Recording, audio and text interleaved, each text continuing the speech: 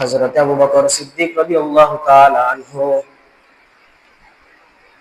হযরত আবু বকর সিদ্দিক রাদিয়াল্লাহু তাআলা আনহু ওনার এক বন্ধুর সাথে মূর্তির সামনে গেছে একবার।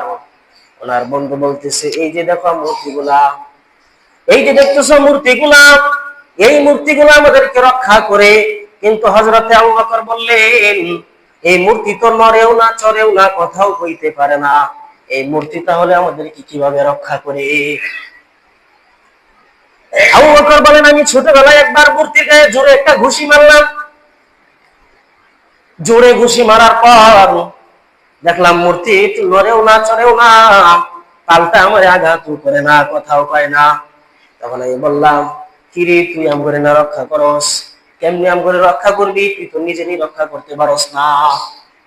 তাহলে ছোট থাকতেই বোঝা যায় হযরত আবু বকর সিদ্দিক তাওহীদে বিশ্বাস করবেন, এই মানসিকতা তার ছোটকাল থেকে ছিল।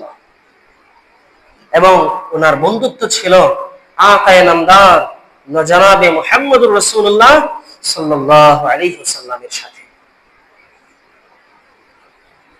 হযরত আবু বকর সিদ্দিক রাদিয়াল্লাহু তাআলা ওনার যৌবনকাল কিভাবে গেছে?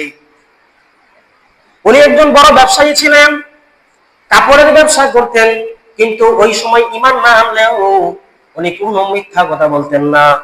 উনি একজন সৎ ব্যক্তি ছিলেন, ইনসাফগার, ন্যায় বিচারক তিনি ছিলেন। ওনার মধ্যে ন্যায় নিষ্ঠা ছিল, কাউকে ঠকানোর মতো কোনো মানসিকতা ওনার ছিল না। হযরত আবু বকর সিদ্দিক রাদিয়াল্লাহু তাআলা আনহু তিনি তিনার জ্ঞানের কারণে ওনার বংশের মধ্যে, গোত্রের মধ্যে ওনাকেও আল আমিন বা বিশ্বাসী বলে মানুষ ডাকতো। ওনাকেও মানুষ আল আমিন বলে ডাকতো ওনার ন্যায় নিষ্ঠার কারণে, ওনার ইনসাফের কারণে।